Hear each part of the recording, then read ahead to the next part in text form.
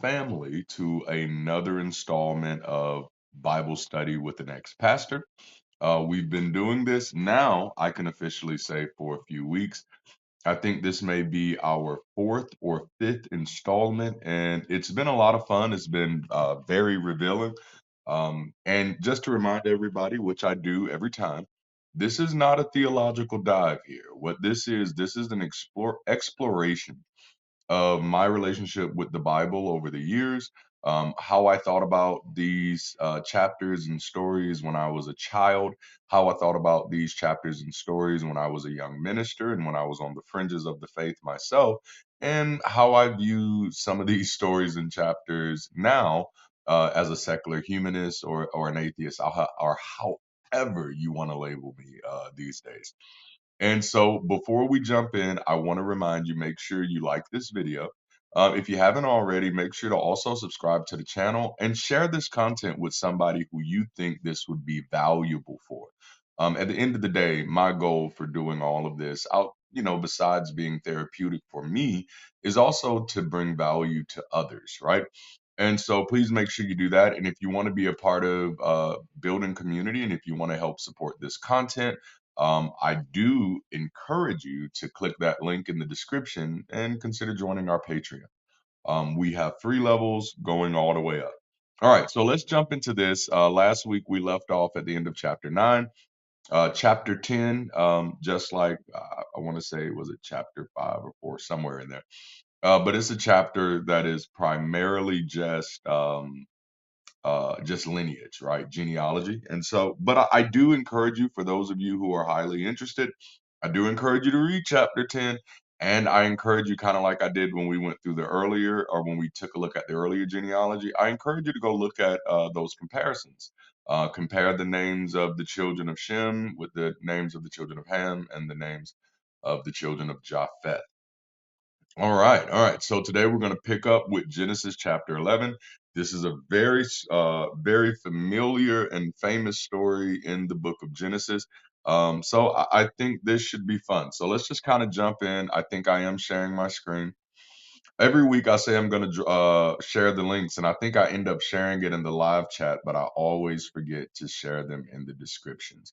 So if you are someone who would appreciate the links, and I forget yet again, because mind you, I don't have a team or anything, it's just me, and I'm doing this while managing a full-time job. We have a household of 6. My wife and I have 4 children, and we do have quite a busy quite busy lives. I got to get those words right. And some of that I'm going to be sharing more of on our Patreon, and just kind of giving you some insight into what I'm doing when I'm not doing this. All right, so Genesis chapter 11. Hopefully, you've had time to get your Bibles, and as is custom, we're going to stand for the reading of the Word of God. I'm just playing.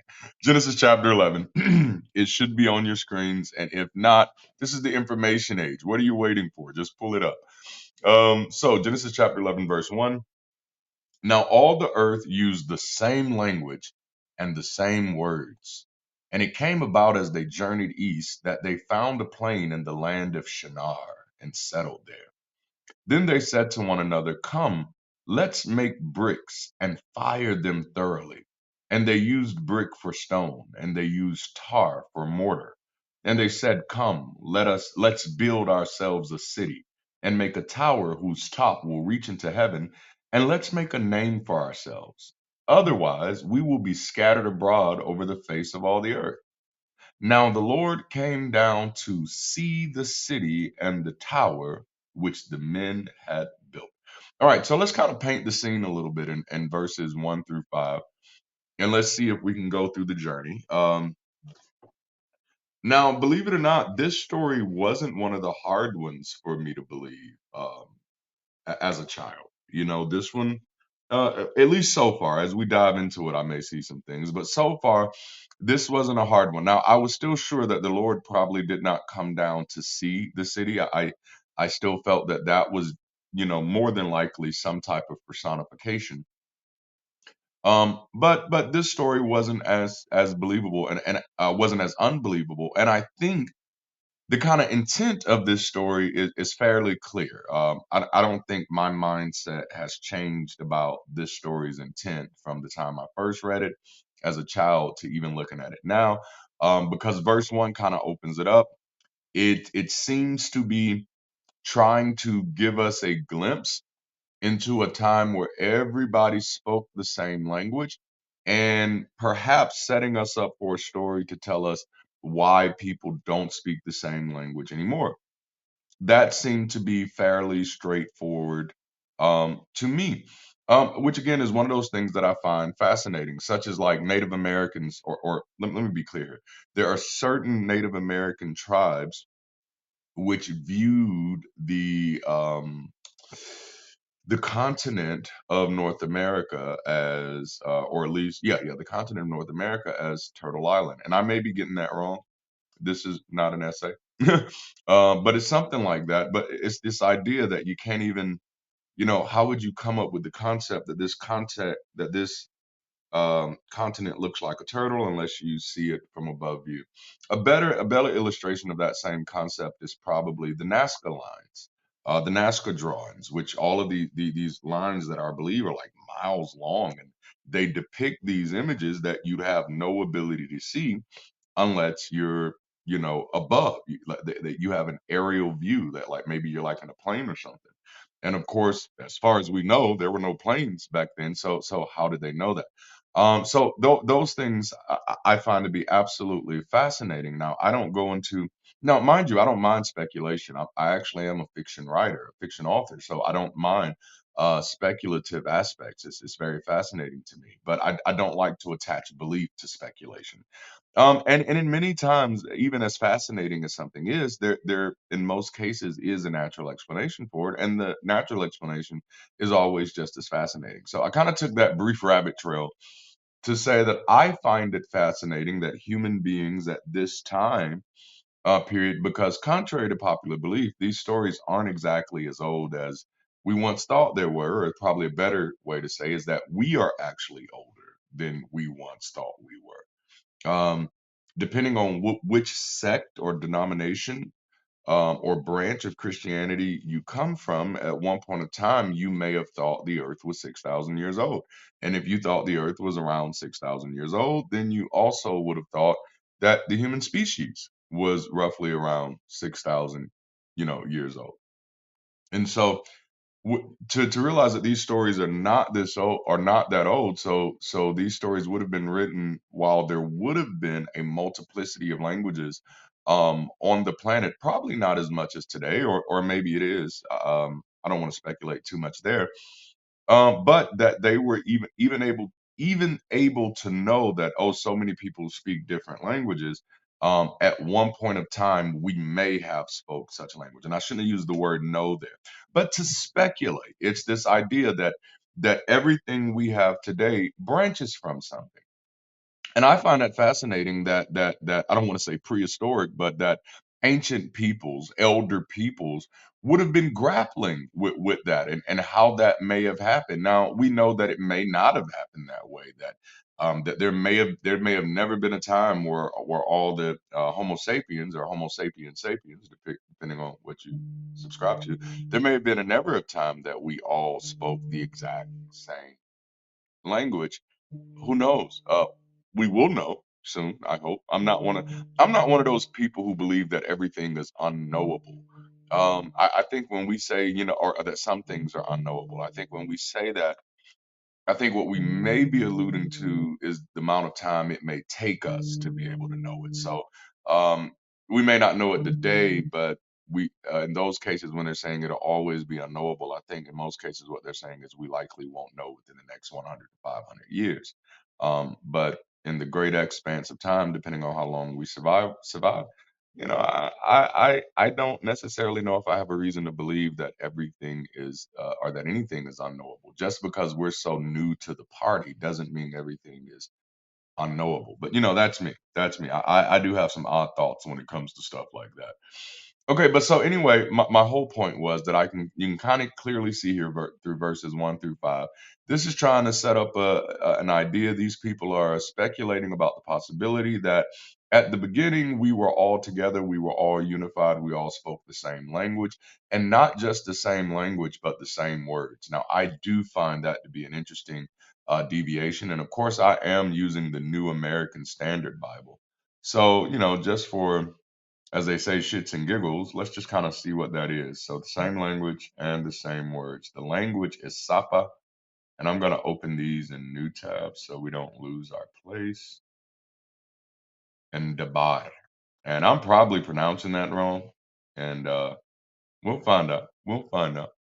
So let's see, which means I'm going to have to share this tab so you can see what I'm seeing. Now you can see what I'm seeing. Safa. Okay, so that's a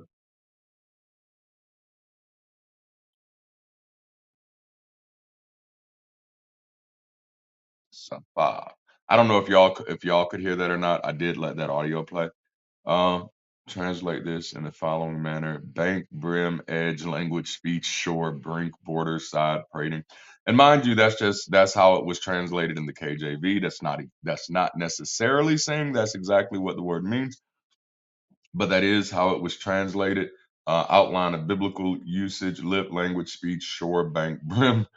And this is the Strong's definition, which are somewhat outdated. And with a lot of this stuff, I do have to remind you that a lot of Christian theologians were not as thorough as we would have liked with translating this information. But so you look here, and you all have heard me allude to the idea that translating this into the English language did a lot of damage. And here you can see, because you can kind of see that, without a really good Hebraic, and I'd even say Canaanite understanding here, I don't know. How do I know when you're picking lip if it's supposed to be edge? So there's a lot of wiggle room here. And so that one was Safal, Sapa, what I thought was Sapa, Sapa. And there's Daobao. That R is not an R. Thing, matter, acts, chronicles, saying, commandment, speech, saying. Yeah. Yep, yep. So that was a rabbit trail for no reason. So let's go over here. Oh, did I stop sharing altogether? Let me bring my screen back. I am sorry, y'all. Think I hit the wrong button. All right, so we're back. But we went down that rabbit trail, same language, same words. And ultimately, people decided to come together and work together and to build a tower whose top will reach into heaven. And let's make a name for ourselves. Now, I recently did a video. If you have not watched it, I encourage you to go check it out. As a matter of fact, you should pause this one and go check it out right now. That's how technology works, man. You got options. But it's called thumbnail says authored confusion, but it may say biblical Christianity is confusion. Because it's this right here, that this idea that and I shared this in that video, this idea that there was a time that humanity, if we were to believe the fan fiction is true, now obviously I don't. But if we were to accept this as some semblance of truth, then we'd believe that at some point all of humanity was united, was working together. This is sometime shortly after the flood, so maybe God scaring everybody finally, got some things together, made everybody afraid of Noah, and boom, you got a world where everybody speaks the same language, speaks the same words, and they decide to work together and, you know, um, make their name great. They want to build a tower and make a name for themselves. And people say, well, that was wrong for them to do. Now, mind you, so far we're up to 11 chapters in the Bible, and in none of these chapters have God given men any instructions about the things that He's actually told them to do. So, for example, prior to God killing um, according to the story, everybody on earth except for Noah's family and a few stragglers, um, he had never actually created a law that says thou shalt not kill. So in that case, then men was actually not guilty of doing anything of trespassing anything. I remember during my early deconstruction days, this was actually an issue for me of that realizing that, whoa, if God really wanted man to live by a Bible, why didn't he give Adam a Bible? And then, after fucking up with Adam, and Cain and deciding to start all over with Noah, why not give Noah a Bible? Or better yet, instead of giving Moses just 10 commandments, why not give Moses a Bible? Or better yet, after all of this, man, when you finally sent your son to be born of a virgin to redeem the world, why not, out of all of the things that you had him do to allegedly fulfill prophecy, according to Christians, but it only seems to make sense in Christian worlds and no contextual criticism can come to the same conclusions? Why didn't you have him write a book? If you have so many rules, it seems to be a good idea to write them all down. Anyway, I'm forecasting a little bit here. But so, he said they say we're going to come together, we're going to build a city. This is actually a beautiful story. I found it absolutely fascinating because I mean it's almost there's a word for it. It's almost utopic, right? Where you have this idea that everybody's working together on the same project and they're going to build this great tower to make a name for themselves. Now imagine you as a father, and just to be clear, this character has not been identified as the father of anybody yet, right? That is as far as to put it in this point of the text, that would be to anachronistically impose a concept that doesn't exist in the context yet. All right. Um, so if my children and so let's say not even my children, if my creators, I play video games every now and then. I like RPGs and I like being able to create my own characters and kind of see what they're gonna do in the world. That's why I like Saints Row sometimes. So and I got played this other game called Ancestors. Oh my!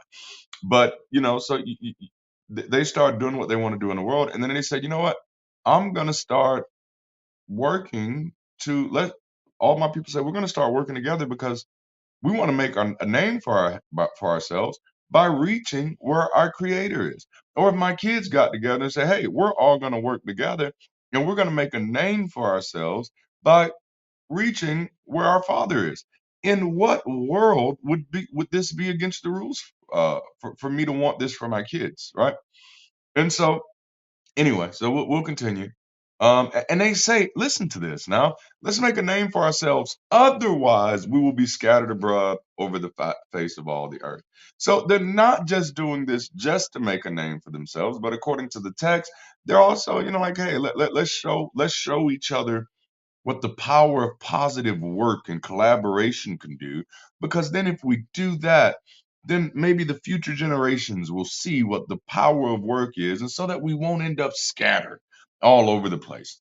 Seems like a good idea, especially when you connect that to the fact that Jesus in the Gospels, when looking upon the crowd, he looks on them as sheep without a shepherd, scattered among the masses. So it seems that the very thing that Jesus comes to solve, at least in some part, is the same thing that these good intentioned people at this tower are trying to do. Let's read on. So in verse 5, we saw that the Lord came down to see the city and the tower, which the men built. Now, again, though this text has not said this God is omnipresent, if we believed that this God was omnipresent, this would be problematic because this specifically says that it says so many things that goes against omnipresence, okay, and omniscience. But came down, that's one. To see, that's another. Like that's problematic right there. Came down. You had to come down. How do you come down if you're everywhere? There is no direction for you if you're everywhere. There is no up, there is no down, there is no left, there is no right, there is no to and there is no fro, there is no here and there is no there is no near, nor is there any far. Not if you're omnipresent. Now, again, the Bible doesn't say this character is omnipresent yet. Just many Christians believe that. But so that was problematic for me. Now, of course, from a mythological purpose, then mythological perspective, then this is simply the personification of nature or what these particular people believe about nature at this time. So let's continue. Verse 6. And the Lord said, behold, they are one people. Ooh, doesn't Jesus pray that his highest desire is that you all be one? Let's continue.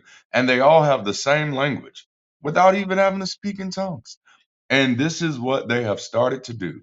Now nothing which they plan to do will be impossible for them. Now, isn't this an interesting dichotomy? Because there's another scripture in the New Testament that says, through Christ, all things are possible, or I can do all things through Christ, which strengthens me. But it seems to be that in Genesis, humanity was already capable of doing anything. Now, this is according to the testimony of God, that humanity was already capable of doing anything. Nothing was impossible for humanity as long as they were united according to God.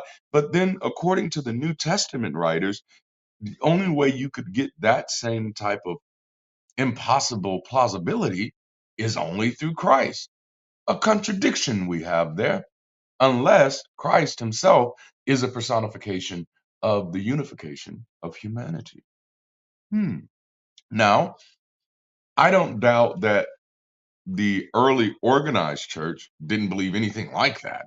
The early organized church would have believed that Christ is God and that God is this real character and that um, Christ is this Jesus guy who was likely a carpenter and died on a cross and was resurrected and died for our sins. But when you do look at some of the early Christians, again, not early organized Christians, but early Christians, it's not that clear. There are several groups of early Christians who did not believe that Jesus or Christ were this physical situation, but could have been metaphysical. Now, I am not saying, or could have been philosophical, could have been a personification, could have been analogy, metaphorical.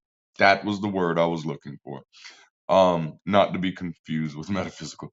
But there are groups who hold those views too. Now, I'm not saying any of these groups have the gambit on truth or get to lock truth in a corner, because I don't, as far as an ideal of objective truth, I don't think this has anything to do with truth, even though it uses the word truth sometimes. To me, this is simply, something that humans did, and we can learn about humans from it.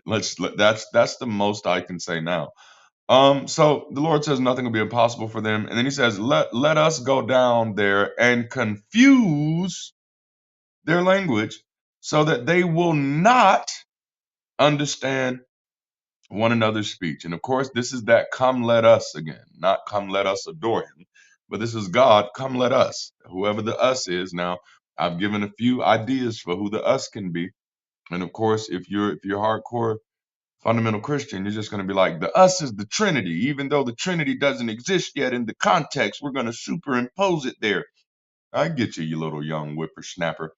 This is, come, let us go down there and confuse their language. Here, God is clearly, or at least this God, or at least this characterization of God is clearly the author of confusion. The goal is to make sure that they don't understand each other so that they can't work together anymore.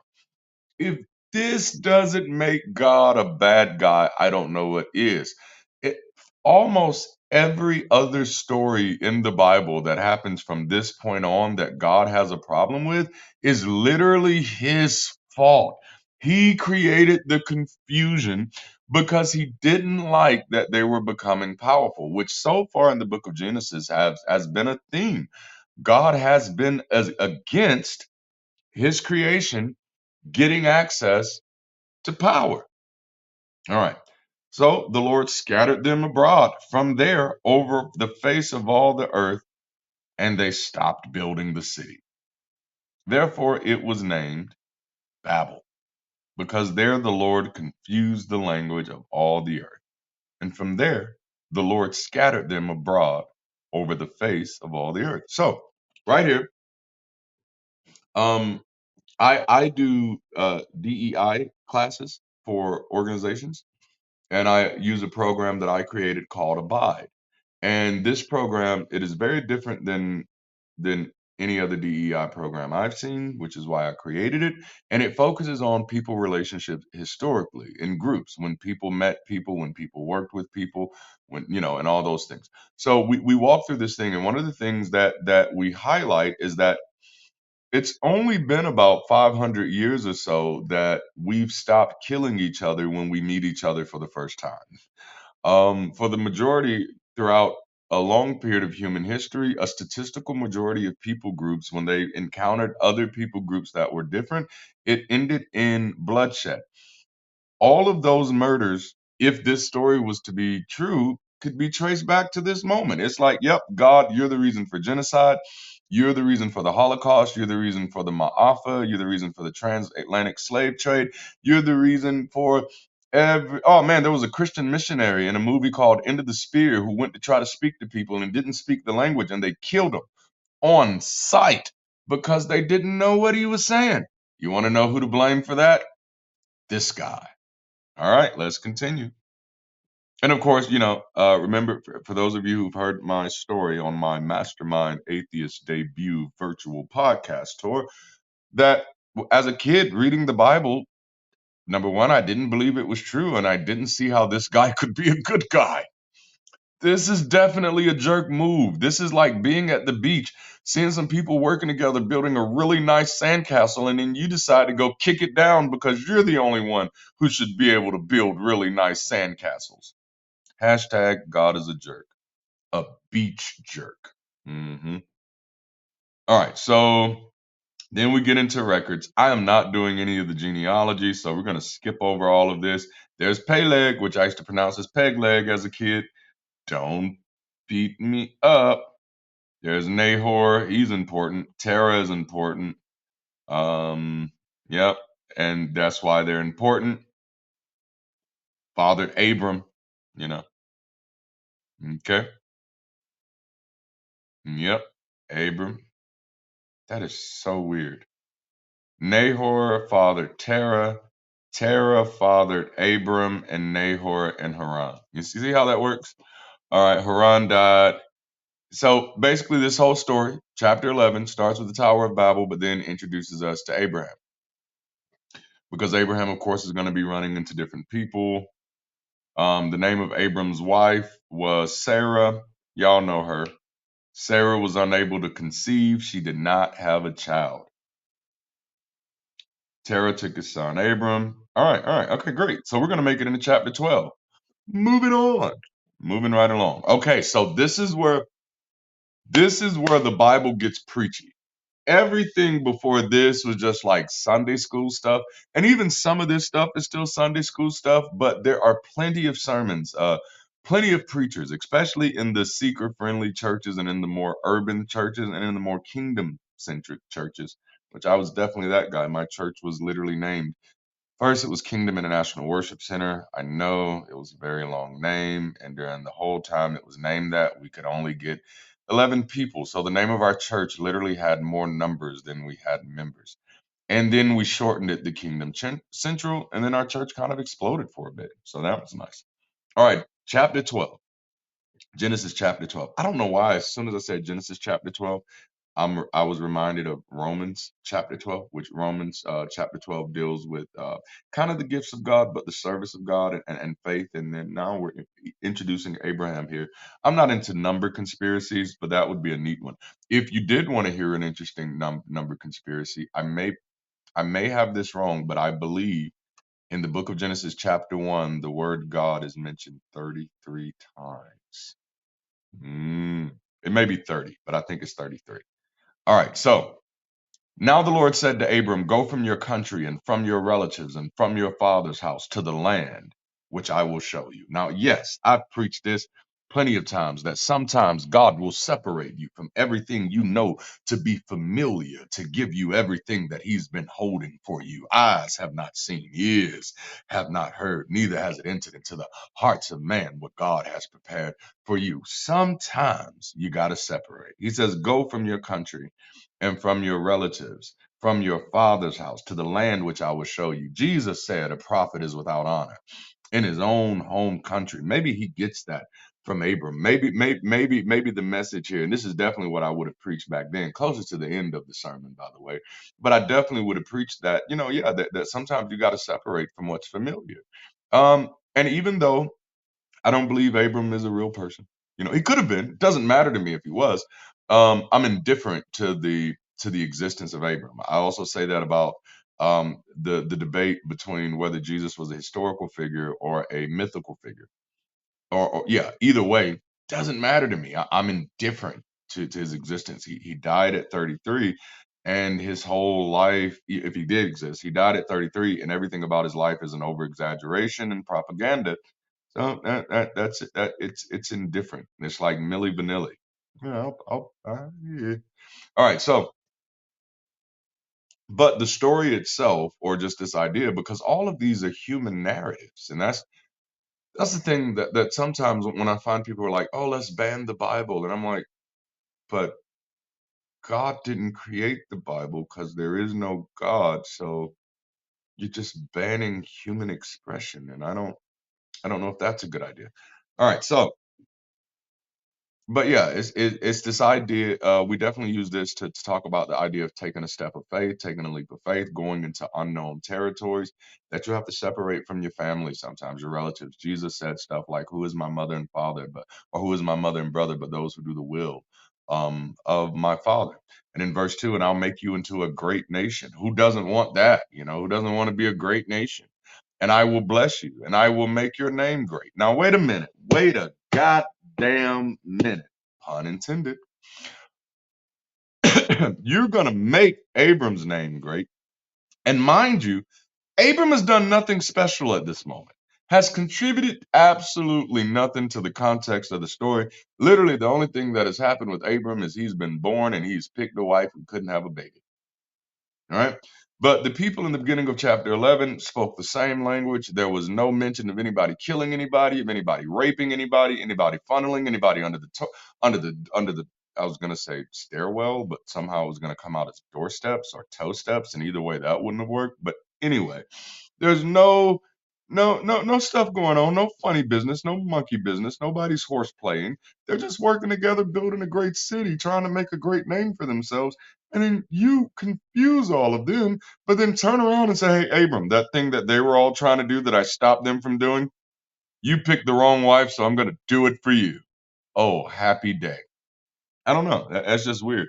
I'm going to make your name great and you shall be a blessing. So, for those of you who come from black churches, we use this, there's a certain phraseology that we get from this, and that's blessed to be a blessing. That whole idea comes from Genesis 12 too. I'm blessed to be a blessing because the promise to Abraham is that I'm going to bless you and then you're going to be a blessing. You will be a blessing. Now, who Abraham was a blessing to, the world may never know. I got to take a sip of water. I got a little something in my throat. Don't know what it is. I'm not going to go there. Could have made a joke. I'm gonna try to keep it family friendly. Well, I think the ship has sailed on that one. We'll save friendly for another thing, which I do believe we need more family friendly stuff, and perhaps I'll make a video about that. So, and I will bless those who bless you, and the ones who curse you, I will curse. Wow, favoritism much. And in you, all the families of the earth will be blessed. This is literally God saying, "I'm gonna pick a side." And I'm picking your side. So it doesn't matter any battle you in. I got your side. Abram's not the first, last person he says that to, but I think he is the first. He never told Adam that. Like, wow, like you think that would have been an Adam thing, or maybe even a Noah thing, but nope. Abram out here just picks a woman who can't have a baby, and God says, "You know what? You're a man after my own heart." Yes, you are. Maybe because that means God gets to give her a baby. He likes to pull that trick. All right, so Abraham, yeah, and in you, all the families of the earth will be blessed. Interesting. I think I may have just glossed over that in my earlier years, primarily because my belief as a Christian was that, yes, through the covenant of Abraham, all of the families of the earth shall be blessed. But that's not really the message of the Old Testament. I'll pick that apart as we move further. All right. So Abram went away as the Lord had spoken to him, and Lot went with him. Now Abram was 75 years old when he departed from Haran. Abram took his wife Sarah and his nephew Lot, and all their possessions which they had accumulated, and the people which they had acquired in Haran. And they set out for the land of Canaan, so they came to the land of Canaan. And remember, I told you Canaan is very, very important, at least to this story. Interesting though, like, and this is a question that I had as a child because I grew up in Alabama, so I was well accustomed to slavery and that idea. Unfortunately, one of the worst mindsets that I grew up surrounded by, and both sides of my family, mother's side and father's side, was the belief that this is a white man's world, that white people control this world. That's a very damaging belief for a child of color to grow up seeing all of the people that he loves and honors and respect believing about the world. It almost creates a situation where the only way for that child, that young man, to become a rational thinker is to separate from those type of people. Hey, it's kind of like Abram. But yeah, so gave you that little stuff right there.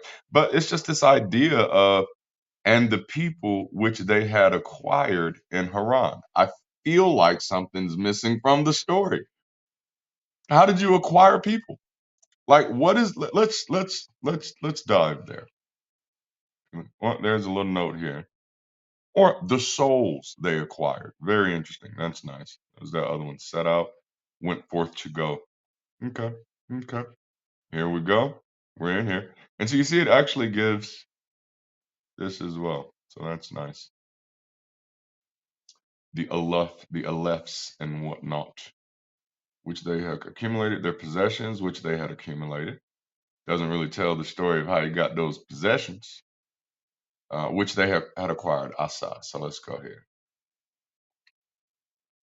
And I'm going to share this tab and just remind me not to click stop sharing this time, which is what I clicked last time.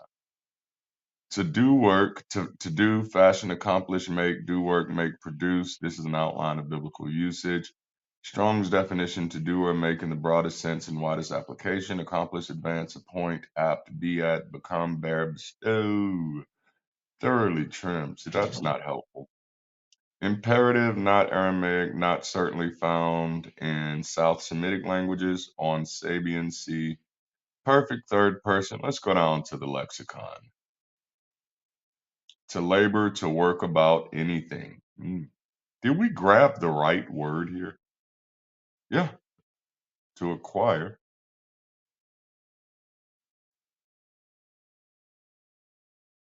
Made. So acquire, and it's sometimes used as made. And of course, I'm being facetious here. So I'm just going to assume that that meant they made them do the work. These people that almost clicked it again, almost clicked stop sharing. That these people that Abram has acquired in Haran are people that he made to be his people, people that he made do the work. But that is problematic for me. And so Abram gets some slaves, him and his cousin Lot or nephew Lot, and they set out for Canaan. Here we go. We on our way to Beverly, I guess. Abram passed through the land as far as the site of Shechem to the oak of Moreh. Now the Canaanites were in the land at that time. I mean, of course they'd be in the land because it's Canaan, way down in Canaan land. I know it's Egypt land, but Canaan land is a thing too. And a Candy land is also a thing. And the Lord appeared to Abram and said, to your descendants I will give this land. So he built an altar there to the Lord who had appeared to him. He built an altar. There's those altars. And there's the Lord appearing. So anything that appears is not omnipresent. Things that are omnipresent do not have to appear. Then he proceeded from there to the mountain on the east of Bethel and pitched his tent with Bethel on the west and Ai on the east. And there he built an altar to the Lord and called upon the name of the Lord. Then Abram journeyed on, continuing toward the Negev. I just figured that was the place where black people were, for obvious reasons. Now there was a famine in the land, so Abram went down to Egypt to live there for a time because the famine was severe in the land. So Abram leaves his family following God. The land that God leads Egypt, the land that God leads Abram to goes into famine shortly after Abram gets there. So again, God is really good at instructions and directions, right? And so while he's there, he's in famine, he decides to go to Egypt because turns out Egypt was not having a famine turn, I guess. So it came about while he was approaching Egypt that he said to his wife Sarah, see, now I know that you are a beautiful woman. It's interesting. And when the Egyptians see you, they will say, "This is his wife," and they will kill me, but they will let you live. Now, mind you, this is the first time Abraham has ever been to Egypt, so I wonder where he's getting these discriminatory biases from.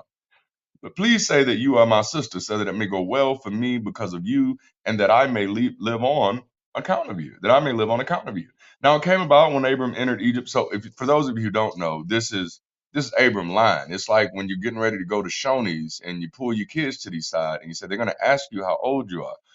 Tell them you're 7, and you know that big joke is 12. So came about when Abram entered Egypt. When Abram entered Egypt, that the Egyptians saw that the woman was very beautiful. Pharaoh's officials saw her and praised her to Pharaoh, and the woman was taken into Pharaoh's house. Now, this is odd.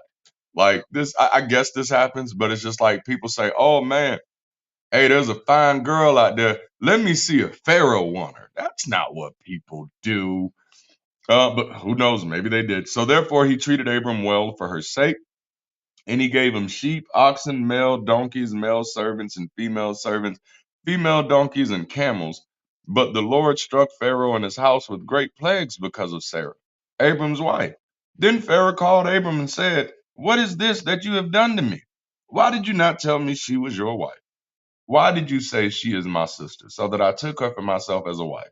Now then, here is your wife, take her and go." And Pharaoh commanded his men concerning him, and they escorted him away with his wife and all that belonged to him.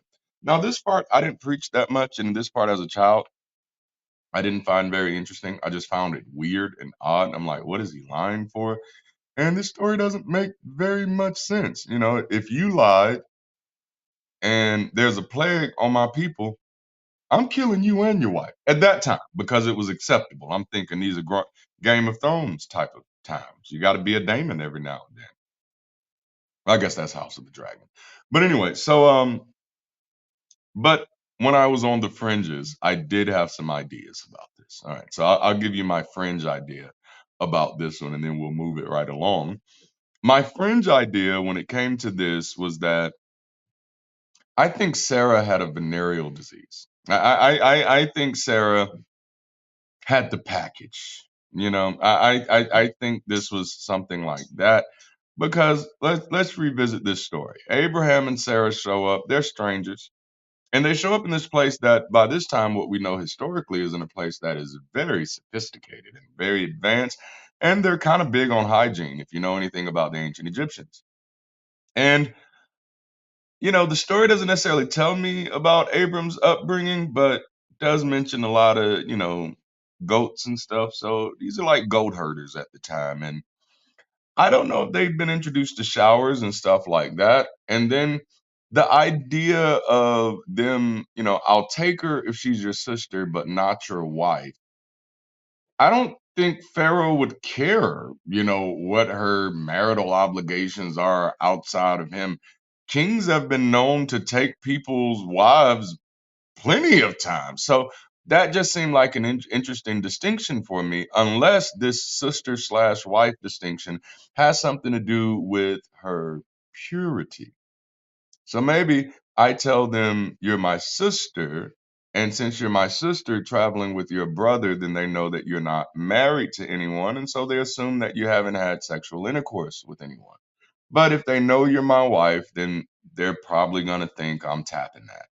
And so you tell them your sister. Pharaoh thinks, "Oh, fair game. No one has slept with this before. So I don't have any issues. We don't have to play it safe here, right?" And so Pharaoh doesn't play it safe with Sarah and wakes up with a little bit of itching. And I imagine maybe Pharaoh's a kind of a loose guy, so he's not playing it safe with a few people. And so that itching starts to spread. Well, there you go. That's how you get this plague coming on everybody. And then after this plague comes on everybody, Pharaoh immediately knows who's the source of this plague. He goes to Abram day one. "Hey, bruh, you told me she was your sister, not your wife. Why didn't Abram go, 'Hey, how did you figure out she was my wife?'" And Pharaoh's probably like, "'Cause she got me scratching in the same place I see you scratching at." Right? So that was where I was on the fringes. that this was actually like a scam, a con game that Abraham played on several different people. And he says it's just like we're gonna go in there. This is biological warfare.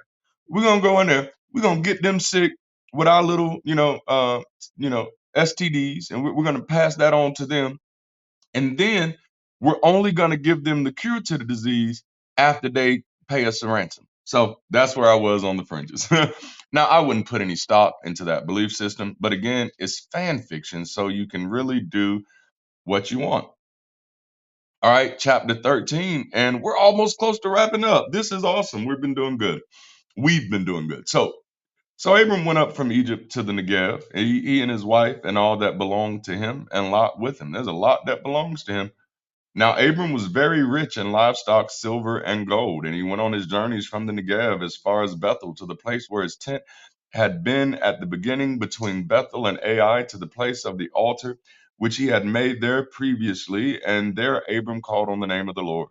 Now Lot, who went with Abram, also had flocks, herds, and tents, and the land could not support both of them while living together, for their possessions were so great that they were not able to remain together. Man, that's sad for them. They're just both so rich that they can't stop stepping on each other's toes. And then there was strife between the herdsmen of Abram's livestock and the herdsmen of Lot's livestock. Now the Canaanites and the Perizzites were living in the land at that time. Very interesting that the Canaanites are still living out here in this land that's not necessarily Canaan. So, like, maybe it's kind of all Canaan. So Abram said to Lot, please let there be no strife between you and me, nor between my herdsmen and your herdsmen, for we're relatives, bruh. Is the entire land not before you? Please separate from me.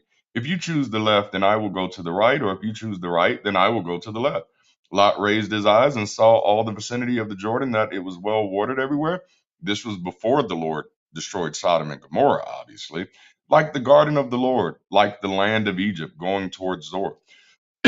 Notice that the land of Egypt is comparative with the garden of the Lord. So they're saying like Egypt is flowing well like the garden of the Lord, or even like the Jordan is at one point. All right. So Lot chose for himself at all the vicinity of the Jordan. Of course he would. So Lot journeyed eastward, so they separated from each other, and Abram settled in the land of Canaan, while Lot settled in the cities of the vicinity. Now the men of oh, this is the good stuff. Now the men of Sodom were exceedingly wicked sinners against the Lord. The Lord said to Abram, after Lot had separated from him, now raise your eyes and look from the place where you are, northward and southward and eastward and westward. For all the land which you see, I will give to you and to your descendants forever. I will make your descendants as plentiful as the dust of the earth, so that anyone can count the dust of the earth, and your descendants could also be counted. Oh, that's powerful. Arise, walk about in the land through its length and width, for I will give it to you. Then Abram moved his tent and came and lived by the oaks of Mamre, which are in Hebron, and there he built an altar to the Lord. Now we're going to talk about this a little bit here. So chapter 13 for me was gold.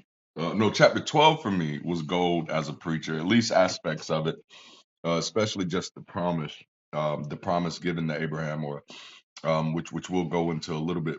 We'll see different promises made to Abraham. There's quite a few promises made to Abraham, some that are kept, some that are not, and but chapter 13 was less interesting to me. Just to be honest, I didn't care about what was going on between Abraham and Lot. These were times where I felt like, and mind you, I'm giving you that perspective from when I was a child, that the details were just unnecessary here. I don't care about his nephew. What? Lot's story doesn't get interesting until his wife gets turned into a pillar of salt. But you definitely see some of those same themes that we've seen throughout this entire story, from the beginning of Genesis to now. And of course, this is just a people trying to explain natural processes, natural phenomenon that they've been exposed to.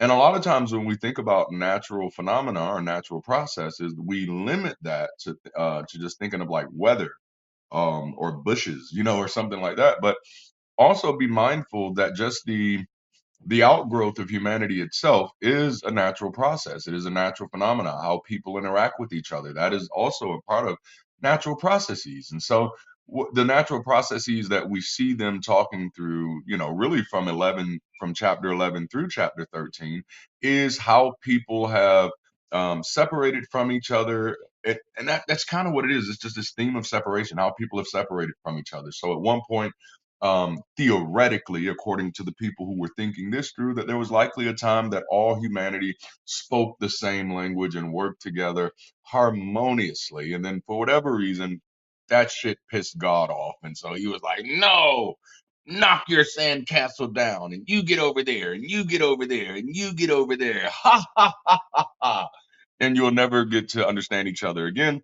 And then you also get, but then it's not even that dramatic. That's the dramatic sense. And when you see things with such exaggeration in mythological literature, what they're basically saying is this happened so long ago, or that we are so far removed from the reason that we have creative license to create one, because anyone who hears this story will know that we don't fucking know, because they don't fucking know either. So, and that's how that's why you get creative licensing in stories like this, because the creators of the stories themselves know that the people don't actually know, that they themselves don't actually know.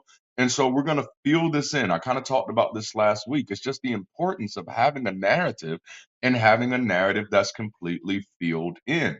One of the biggest struggles for African Americans in the United States is not having that complete narrative. So for the families that don't have the complete narrative, there are plenty of documentaries on this, of that disconnect that you not only feel from your culture, but it's a disconnect that you feel from society. So healthy cultures do find a way to preserve and pass on their own narratives, even if those narratives are highly speculative or highly fabulative, which I'm loving that word. Um, and so that's really what I see here. And of course, this is all a precursor, introducing us to how Abraham's life is more important to the overall story. Abraham, you grew up like me. You remember Father Abraham? I told y'all I'm not singing. Had many sons. Um, and that's really the Old Testament. The Old Testament is Father Abraham's many sons and the people who identify with Abraham. And of course, I see I can't put that on his character, but I see the children of Israel as a whole, as far as from a historical perspective, a minor group of people who were at one time a part of the Canaanites and decided to, or I don't even want to say if they decided to, but at some point, by some consequence, by some shape, form, or fashion, they were separated from the Canaanites and began to create their own identity. And we almost kind of see that separation of as intentional, because at least in the narrative, it seems like they really don't like the Canaanites. But there may be a lot more to that story. And so we're now getting into much of the Bible where we will be interacting and intersecting more with things that are actually more historically plausible. We're getting outside of the we're getting outside of the I don't know what word I want to use here, but we're getting outside of the origin story of the universe and getting more so into the origin story of this particular group of people. And that's probably going to be a little closer to the memories of the people who are creating these stories. And mind you, when you talk about the people who are creating these stories, you're not talking about the people who wrote them down. The people who wrote them down, which, mind you, one of the things that people don't realize is that the Old Testament scriptures and the New Testament scriptures were compiled not too far along from each other. So it's a very interesting situation there. But mind you, when these stories were created, would have been further before they were ever written down, because these stories would have been part of generations of oral history, of cultural oral history for this people group. And so we ourselves do not even know how this story would have actually been in its original condition, which always blows my mind. One of the most unacademic things you could ever ask for is an original copy of the Bible. Number one, original copy is problematic already. But where's the original Bible? That means you never academically engaged this concept. Where's the original Old Testament? You've never academically engaged this literature if you think there's such thing as an original Old Testament, an original New Testament, or original Bible. Those origins don't exist. Again, primarily because for the Old Testament, these evolved as oral stories first and were later translated. And so again, this is really here just to introduce us to Abraham, who's going to become a very important figure, and we finally have him settled in Canaan, which I often find Christian theology seems to miss this part a lot.